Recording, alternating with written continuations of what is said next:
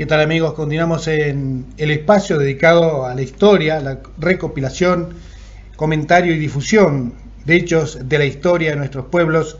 Y en este caso vamos a compartir con todos ustedes la revista Museo del Desierto, revista de Historia Regional, año número 7, edición número 11, el asesinato del doctor Condese en Casbas.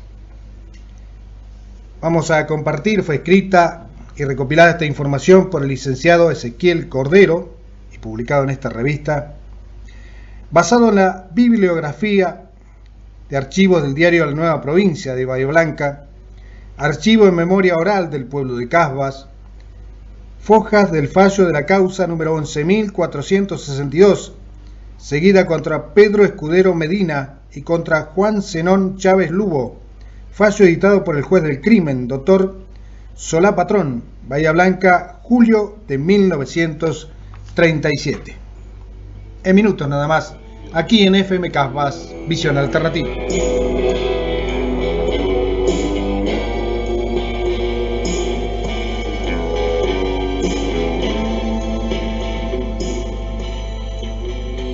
Bien, amigos, comenzamos a compartir con ustedes esta larga historia que tiene que ver con recopilar información sobre este hecho.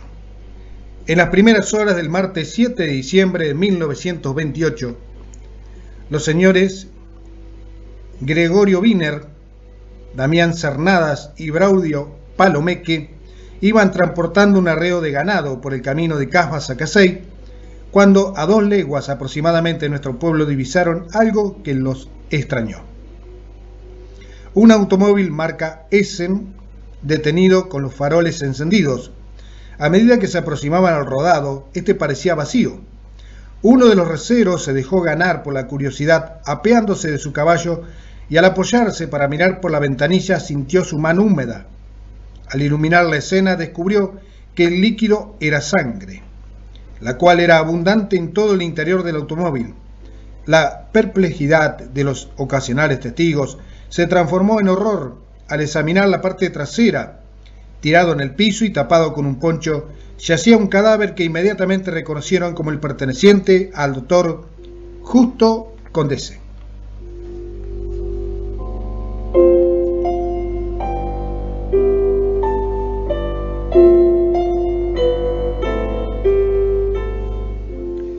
Antecedentes. El doctor Condese, oriundo de Mercedes, contaba con 36 años de edad al momento de su muerte y se encontraba radicado en nuestro pueblo, por lo menos desde 1918, ya que el 11 de junio de ese año fue nombrado médico municipal en reemplazo del renunciante doctor Santiago Chauqui. También se desempeñó como médico policial del destacamento local, presidente del comité de la Unión Cívica Radical de Casbas y en reiteradas oportunidades árbitro en encuentros de fútbol. Vivía con su esposa, Elena Frenadino, y su hijo de ambos de 2 años de edad, en una espaciosa casa frente a la plaza sobre la actual avenida San Martín. Como una especie de anticipo de lo que pasaría, Condese ya había sido víctima de un atentado. Este suceso, que se narra a continuación, quedó registrado en la memoria colectiva del pueblo y fue recuperado por Manolo Carbajo, de testigos de la época que, si bien no vieron con sus ojos el episodio, sí escucharon el relato de primera mano. El insólito evento fue así. Un domingo de fines de noviembre de 1926, aproximadamente a las 21:30 horas, la señora del doctor descubrió en el comedor de su casa un hombre y comenzó a gritar. Condese, que se estaba bañando, se cubrió con una toalla y acudió inmediatamente en auxilio de su esposa. El intruso, ante esta situación, salió corriendo, siendo perseguido por el dueño de casa solo hasta la puerta, debido a su falta de ropa. En esa época la plaza del pueblo era poco más que un terreno baldío, con un alambrado perimetral y molinetes en sus esquinas para permitir el paso de peatones. El desconocido saltó la valla y ante los gritos de Condese desde el umbral de su casa, se dio media vuelta y efectuó 2 disparos, pegando un balazo en el marco de madera de la puerta a pocos centímetros del cuerpo del doctor. El crimen. En la noche del 6 de febrero de 1928, aproximadamente a las 22 horas, un niño se acercó a la mesa del bar del Hotel Castilla, donde Condese socializaba con amigos, y le comunicó que afuera lo andaban buscando. Los testigos ocasionales afirmaron que el doctor, antes de despedirse de ellos, intercambió en la vereda unas palabras con un hombre corpulento que vestía saco azul, gastado, bombacha de trabajo y un sombrero de ala color blanco, aunque no pudieron identificarlo. La especialidad del doctor era la del médico cirujano, pero se desempeñaba cotidianamente como partero, motivo por el cual eran requeridos sus servicios a toda hora y desde cualquier lugar. Y justamente la estrategia del sicario fue convencer a su víctima de que una parturienta tenía complicaciones en la estancia La Florida, cerca de Casey. El doctor pasó por su casa a retirar su maletín y se despidió por última vez de su esposa, diciéndole que no lo esperara despierto porque estos casos muchas veces se demoraban. Retiró su auto del garage y en la vereda invitó a subir al misterioso sujeto. Antes de tomar camino, pasó a cargar naftas de su automóvil por lo de Carbajo y Gómez, frente a la estación del tren. Quien lo atendió fue Amador Borrego, despachándole 15 litros de combustible. Al retirarse, Condese gritó mientras subía a su coche: «Bueno, mañana te lo pago». Invitó al vendedor a acompañarlo, obteniendo como respuesta un no. Luego retiró de la farmacia de Manuel Álvarez, que se ubicaba donde hoy está el Banco Nación, algunos artículos necesarios para su delicada labor, y entonces sí partió por última vez de la ciudad de Casbas.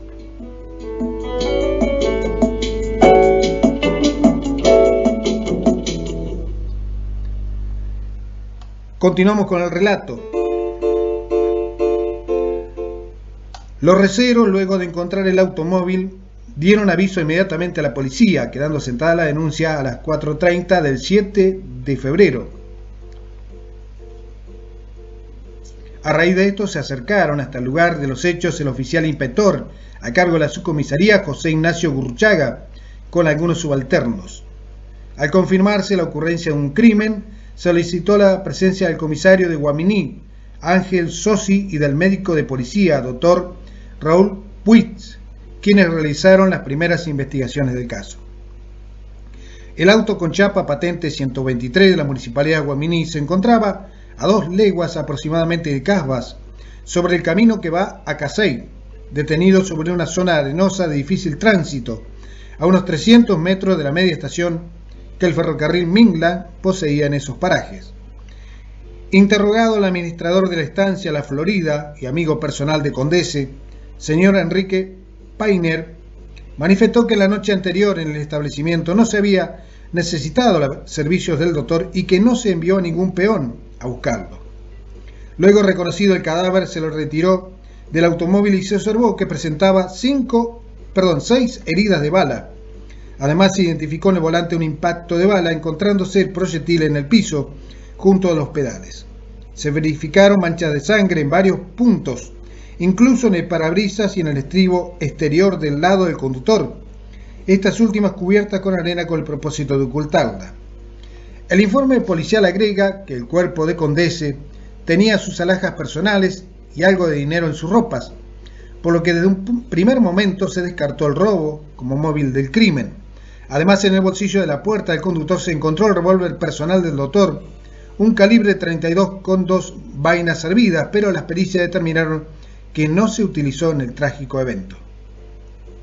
El mismo doctor Puig, junto con el doctor Raúl Bersusi, fueron los encargados de realizar la autopsia, indicando en el informe que a las 6 heridas de bala recibidas, todas calibres 38, 3 se encontraban afectando la cabeza de la víctima, otra en el cuello y 2 restantes, una en cada mano. Varias de las heridas presentaban quemaduras por pólvora, indicando que los disparos se realizaron a quemarropa. Por la trayectoria de proyectiles se determinó que el hecho a menos tenía 2 tiradores, uno desde el interior del automóvil y otro desde el exterior. Otra de las conclusiones es que a Condese lo mataron mientras estaba en el asiento del conductor, trasladando posteriormente el cuerpo hacia el asiento trasero. Finalizada la autopsia, se entregó el cadáver a la familia para el velatorio el cual fue uno de los más concurridos por aquellos años, dado el cariño de los casbenses para con el doctor y el estupor que causó en la zona su asesinato. Posteriormente el cuerpo fue llevado hasta la estación Tres Lomas, desde donde se lo trasladó por tren a su ciudad natal Mercedes, donde se le dio sepultura. Con respecto al curso de la investigación, el diario La Nueva Provincia de Bahía Blanca informó que 3 días después del crimen, 2 sospechosos fueron detenidos en Deró y trasladados a Casbah, pero rápidamente fueron descartados como autores del asesinato sin darse más explicaciones del caso. Algunos vecinos de Casbah, insatisfechos con las tareas de investigación y sin ocultar su falta de confianza en el personal policial local, suscribieron su petitorio dirigido al juez del caso, doctor Cañas, para que se diera intervención a un funcionario extraño a nuestro medio. El magistrado designó entonces al comisario de investigaciones Alberto Salas para que agotara las investigaciones pertinentes y descubriera a los autores del crimen. Salas se trasladó hasta nuestro pueblo, pero así todo no logró resultados favorables, por lo que el sumario fue archivado a la espera de nuevos datos. A partir de ahí, el crimen quedaría en el misterio.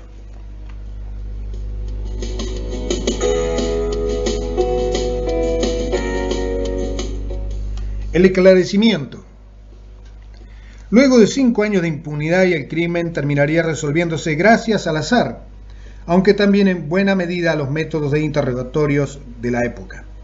El yangarín Pedro Escudero es agente de policía de la subcomisaría Casbah, soltero, de 38 años de edad y radicado en el distrito de Guaminí desde 1923, contaba con un prontuario policial extenso y su última entrada indicaba lesiones, robo y abuso de armas en la casa de comercio del señor Eugenio Bilbao.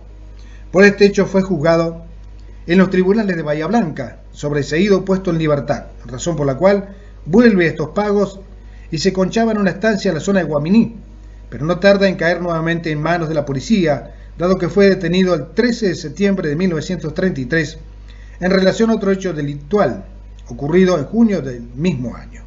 Durante las indagaciones llevadas adelante por el comisario de la cabecera distrital, señor Aldo Magni, Escudero comenzó a entrar en contradicciones que levantaron sospecha en su contra. Gracias a los apremiantes interrogatorios sucesivos y extensos que duraron aproximadamente 2 meses, terminó confesando su participación 5 años atrás en la muerte del doctor Justo Condese, involucrando 3 hombres más: Juan Zenón Chávez y Silvestre Duarte como cómplices materiales, y el ex oficial inspector a cargo de la subcomisaría Casbah, señor José Ignacio Gurruchaga, como el autor intelectual. El comisario Magni, ante tamaña confesión, puso raudamente en notificación al juez del crimen, doctor Adolfo Luro, de la ciudad de Bahía Blanca, quien inmediatamente ordenó la detención de todos los nombrados por Escudero en su confesión. De estos, solo Zenón Chávez fue arrestado, ya que aún vivía en Casbah. Gurruchaga estaba muerto por un ataque cardíaco 5 años atrás, y de Duarte se desconocía el paradero. Los policías de Guaminí siguieron tomándole la confesión a Escudero, y este le relató los detalles del crimen y su planificación. Contó que quien había sido instigador era el oficial Gurruchaga, y que quien había tenido la dirección de todo y daba las órdenes era Duarte. Agregó que una noche en principio de febrero de 1928, declaró no recordar la fecha exacta, en ocasión de encontrarse con Duarte en la calle, este último le manifestó venir de una reunión en casa del oficial Gurruchaga, donde se había ordenado la muerte de Condese. Según el plan trazado, Duarte le comunicó a Escudero que él era el indicado para hacer el señuelo, ya que Condese, por ser médico de policía, lo conocía por su pasado en la fuerza del orden y no sospecharía. Como compensación a Escudero le prometieron dinero y trabajo a cambio de su servicio y la garantía de que durante la posterior investigación Gurruchaga, desde su posición de poder, desviaría toda sospecha que pudiera recaer sobre el changarín. Pero acto seguido se lo amenazó, que si no participaba, lo meterían preso bajo algún pretexto.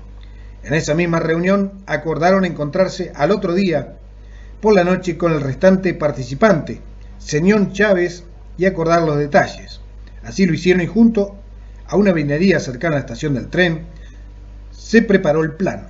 Escudero engañaría a Condese con un falso parto en la estancia La Florida, y aprovechando la amistad del doctor con el encargado de ese establecimiento rural, señor Painter, sería difícil recibir un no como respuesta, mientras los dos malhechores restantes estarían ya esperando en el camino, escondidos cerca de un médano que dificultaba el paso de los vehículos para aprovechar la baja velocidad y consumar el crimen. Luego de acordar el plan, Duarte entregó un revólver a cada uno, indicando que era propiedad del inspector Gurruchaga, declarando Escudero que el que le dieron a él era calibre 38. Sin más palabras, los tres hombres se separaron. Al día siguiente, Escudero se dirigió al Hotel Castilla, donde sabía que Condese frecuentaba. Mandó a llamar por un niño y esgrimió el engaño. Luego observó a la víctima dirigirse a su domicilio, buscar su auto y se ofreció a acompañarlo, a lo que el doctor aceptó. Una vez el auto en la calle, Escudero subió y ambos se dirigieron a cargar combustible a la farmacia. Entonces sí tomaron camino, el cual transitaron sin intercambiar palabras. Al llegar al médano, el vehículo aminoró la marcha y Escudero vio salir entre las penumbras a sus dos cómplices que gritaban: «¡Deténgase, doctor!». Cuando Condese asomó su cabeza por la ventanilla para ver de qué se trataba, su acompañante extrajo de su cintura el revólver oculto y, apoyándolo en la cabeza de su víctima, efectuó los 3 disparos, mientras desde afuera recibía 3 disparos más, aunque Escudero no pudo precisar de qué arma salieron estos, testimoniando que de seguro Duarte sí disparó, pero Chávez no lo vio con claridad inmediatamente. Los asesinos pasaron el cuerpo al asiento trasero y le taparon la cabeza con un poncho de vicuña que la víctima traía al cuello. Siempre según la confesión de Escudero, Duarte entregó de uno de sus bolsillos del difunto, extrajo 100 pesos de billetes sueltos, y los 3 hombres que emprendieron la huida hacia un monte donde estaba escondido el sulky de Chávez, con el cual retornaron al pueblo, en algún momento se percataron de que las luces del automóvil seguían encendidas, pero el temor de ser descubiertos les impidió volver a apagarlas.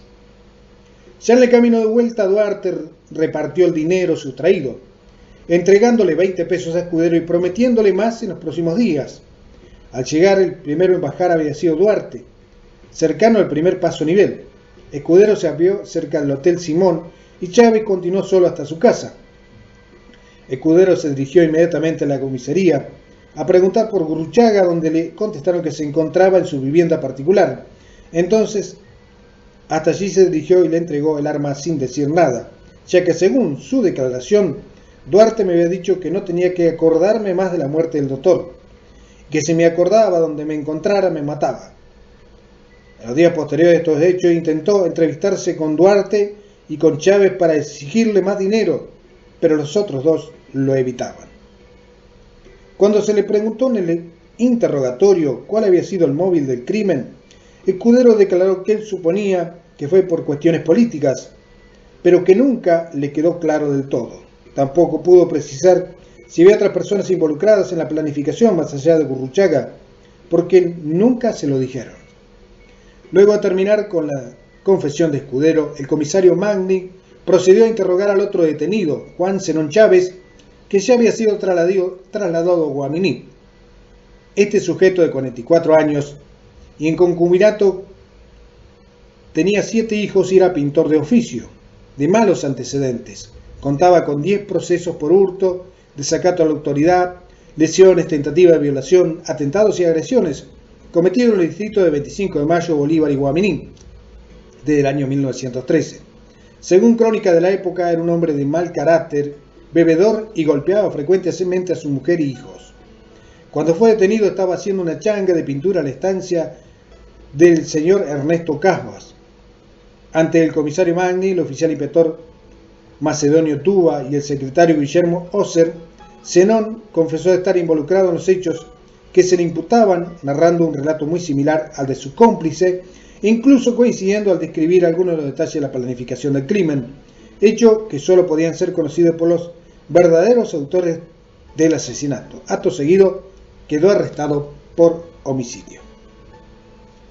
La reconstrucción.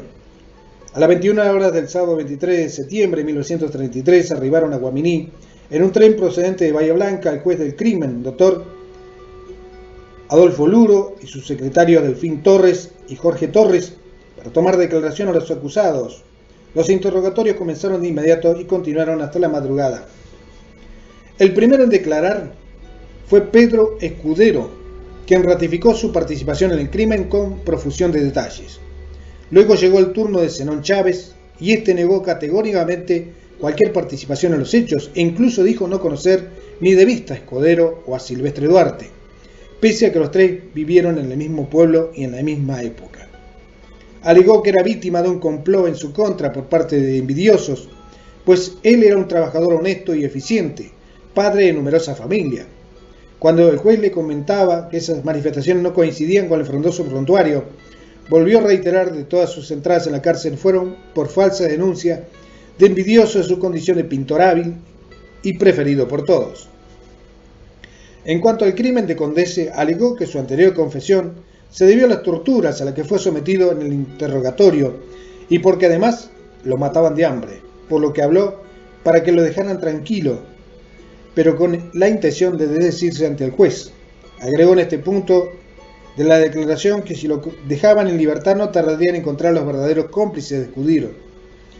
Que me lo entreguen a ese sinvergüenza desnudo y que me den una plancha caliente y verán que pronto lo hago cantar. Declaró como cortada que la noche del crimen la pasó con su mujer en la cama y que contra su costumbre ni siquiera salió a dar una vuelta después de cenar o tomarse unos tragos, que se enteró del crimen al día siguiente de ocurrido por un comentario que lamentó mucho la muerte del doctor, porque en una ocasión salvó la vida de su mujer, que estaba gravemente enferma y además no le cobraba por la atención de sus hijos. Debido a esto, se acercó a la subcomisaría, donde estaba el cuerpo y se ofreció para lavarle la sangre. Incluso, cuando se acabó el alcohol, afirmó que compró una botella de su propio bolsillo para terminar. Agregó Chávez que sintió indignación por el comentario del inspector Gurruchaga, cuando éste al ver tanta concurrencia dijo: parece mentira que viniera tanta gente, como si nunca hubieran visto un cadáver. Luego el acusado relató que se hizo presente al velatorio y allí pasó toda la noche consolando a la viuda y atendiendo a los presentes y sirviendo café. Inquirido por el doctor Lauro sobre la firma, anterior declaración de culpabilidad, Chávez reconoció que la firma era de su puño y letra, pero que fue razón de que los policías lo sometieron a toda clase de vejámenes. Ante las flagrantes contradicciones presentadas por los dos indicados, Luro decidió someterlos a ambos de inmediato a un careo. Escudero ratificó su dicho con serenidad, lo que despertó un estado de nerviosismo evidente en Chávez, el cual interrumpió el relato en varias oportunidades para gritar que todo era una mentira y que no se conocían. Ante esto Escudero dijo: y sin embargo, siendo yo agente de policía, en Casbas te llevé preso por bochinchero una vez. Esa entrada consta en el departamento y consta que yo te llevé preso. No sirve negar, porque hemos cometido una falta y tenemos que pagarla. Chávez amenazó con movimiento de puño a su acusado y exclamó que cuando estuvieran juntos en la cárcel se las haría pagar todas juntas. El juez observó en silencio las actitudes y escuchó los testimonios de los dos acusados, prestando atención a los detalles. Aproximadamente a las 6 de la mañana dio por terminada la audiencia y ordenó que se preparara todo lo necesario para realizar por la tarde la reconstrucción del hecho en Casbas, evento solicitado expresamente por el sospechoso Escudero. La noticia circuló rápidamente por la zona y una gran concurrencia de gente fue la que acompañó el acto de recrear el asesinato. La caravana de automóviles partió de Guaminí hasta Casbas a las 14 horas del domingo 24, contando entre sus filas a juez, sus ayudantes, el acusado Pedro Escudero, esposado, con 2 custodios, periodistas y fotógrafos del diario La Nueva Provincia y una gran cantidad de curiosos.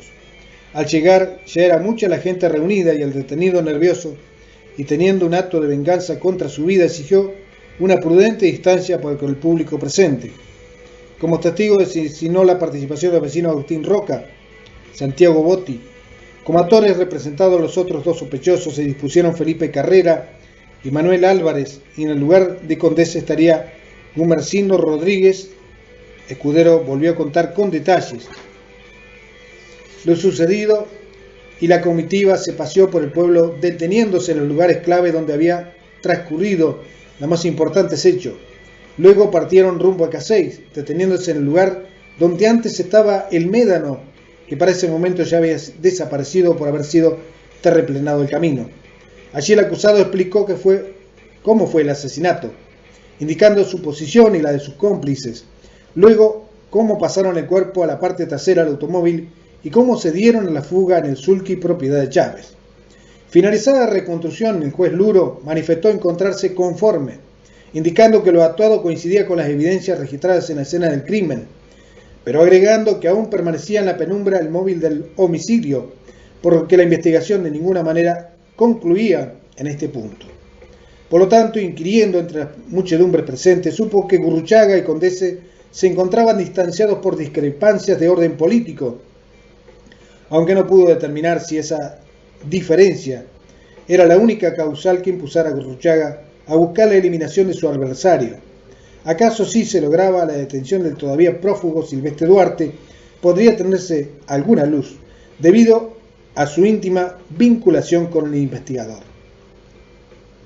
Sin más tarea por realizar en el pueblo, el juez y su comitiva volvieron a Guamini y al día siguiente abordaron un tren rumbo a Bahía Blanca, llevando con ellos los dos detenidos para que permanecieran esperando su sentencia en la cárcel departamental de esa ciudad.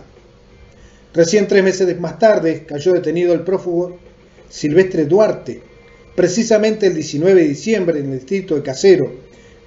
Cuando se le acusa del crimen y se le toma declaración, confiesa un relato parecido al conocido, agregando que luego del asesinato fue él quien tomó 100 pesos del bolsillo de Condese, entregando 20 a Escuderos, 30 a Chávez y quedándose el resto. Y que al llegar a Casbas inmediatamente fue a lo de Gurruchaga a darle cuenta de que se habían cumplido sus deseos, devolviéndole al arma e ignorando que hicieran los otros dos cómplices, puesto que no lo volvió a ver más. Lamentablemente, antes de que el juez pudiera tomarle personalmente una declaración, se recibió en el juzgado el parte de que Duarte había muerto en prisión el 3 de enero de 1934, adjuntándose una partida de fusión y sin darse más detalles de su deceso. Así se acababa toda esperanza de conocer con certeza los móviles que llevaron a los autores intelectuales del crimen a perpetrar el homicidio de Justo Condese.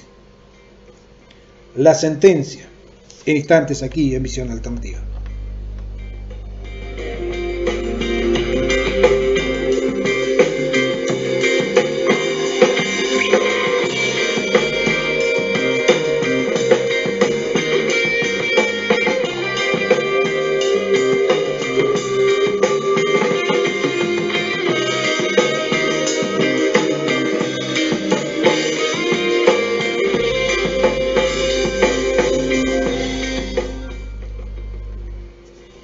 La sentencia.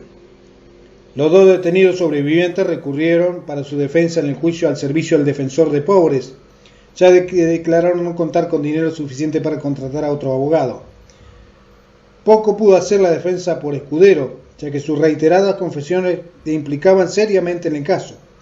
Con Chávez, el abogado de pobre intentó argumentar que su defendido fue torturado y obligado a firmar una confesión falsa, aduciendo que en la firma de esta podía observarse por su trazo signo de haber realizado bajo presión. Sin embargo, no pudieron encontrarse pruebas ni demostrarse las torturas aducidas, excepto la declaración del acusado. También se tuvo en cuenta el hecho de que la confesión fuera prácticamente similar en detalle a la de Escudero, cuando entre ellos aún no se habían enfrentado en careo, sumándose el hecho de que el acusado afirmaba no conocerlo a Escudero con anterioridad, no pudiendo ser explicada tal coincidencia por sus defensores. Para complicar aún más la situación de Chávez, varios testigos confirmaron recordarlo con anterioridad al crimen bebiendo junto a Escudero en el boliche del Turco Simón, lugar que solía frecuentar. Se suma a esto el secuestro en su casa de Chávez de un revólver calibre 38 corto, el mismo calibre utilizado en el crimen, cuando el acusado solo había declarado poseer un revólver 44 de su pertenencia. Además, para completar, se utilizó también en su contra la declaración de Silvestre Duarte, antes de morir, que situaba a Chávez en la planificación y en la escena del crimen como cómplice. Las declaraciones sumarias demostraron finalmente la responsabilidad en el hecho de ambos sospechosos, a quien el juez encargado del caso, el doctor Solá Patrón, declaró culpables y condenó a cadena perpetua el día jueves 1 de julio de 1937. Con respecto a la sentencia de Chávez, que fue la más dudas acaparó, el juez dictó lo siguiente: que si bien no consta en auto en forma categórica que Juan Zenón Chávez haya hecho fuego contra el doctor Condese, estimó que la situación con respecto a la responsabilidad que le corresponde como autor en este hecho no varía en absoluto, por cuanto esas circunstancias no puede descartarse totalmente. Es difícil que después de haber participado en la preparación del plan, teniente asesinar al doctor Condese, facilitar su sulky, concurrir armado en compañía de Duarte hasta el lugar convenido y junto con este detener la marcha del automóvil, con sus antecedentes policiales, se abstuviera de tirar contra la víctima. Pero aun cuando así fuera, su responsabilidad se encuentra acreditada dentro del concepto de la participación que entraña el artículo 45 del Código Penal. Por todo lo expresado, declaró a Juan Zenón Chávez plenamente responsable como autor del hecho que se le imputa. Con respecto a la figura del autor intelectual en el móvil del crimen, el juez falló. Estimo que en autos no se encuentra determinado con claridad, puesto que si bien es cierto que según las manifestaciones vertidas, el hecho resultaría ser el producto de una instigación y de una promesa remunerativa atribuida al oficial inspector José Ignacio Gurruchaga, a cargo de la fecha de autos de la subcomisaría de Casbas y de las primeras diligencias del sumario, su fallecimiento, ocurrido en junio 26 de 1929, antes de reabrirse el sumario, no permitió determinar con precisión la veracidad de la intervención que se le atribuye, por lo que estimo que ella debe desecharse en primer lugar en homenaje a la memoria de quien ha fallecido con anterioridad a que le formularon una imputación de naturaleza semejante. En segundo lugar, porque no basta la simple imputación para que un hecho se dé por probado. Y por último, porque de autos aparte del dicho de Escudero de Duarte, no surge ningún antecedente que permita suponer. No quedando claro el móvil del crimen, por lo expresado por el juez, y por haberse descartado en primera instancia el robo, a pesar de los 100 pesos que los asesinos tomaron del cuerpo de Condese, no se llevaron el resto de sus pertenencias, más dinero, alhajas, su maletín, su revólver, etc. El juez Solá Padrón concluye que debe aceptarse más bien que el motivo determinante de la acción de los prevenidos no puede ser otro que la de algún perverso sentimiento inspirado quizás por el odio, la venganza u otra baja pasión, pero el hecho de que no aparece plenamente justificada la causa determinante del delito no es óbice para que la justicia deje de aplicar el merecido castigo que corresponde a quien sin piedad ni escrúpulo de ninguna naturaleza asesinara alevosamente a mansalva a un pacífico médico rodeado de la consideración y el respeto de sus vecinas. Bibliografía, Archivo Diario, la Nueva Provincia de Bahía Blanca, Archivo de la Memoria Oral del Pueblo de Casbas, faja del fallo de la causa 11.462, artículo que recordamos fue recopilado y escrito por el licenciado Ezequiel Cordero en la revista Museo del Desierto, revista de historia regional, y que acaba de difundirse en Visión Alternativa, conducido por el escritor y periodista Néstor Omar Salgado. Muchas gracias, continuamos con nuestra programación.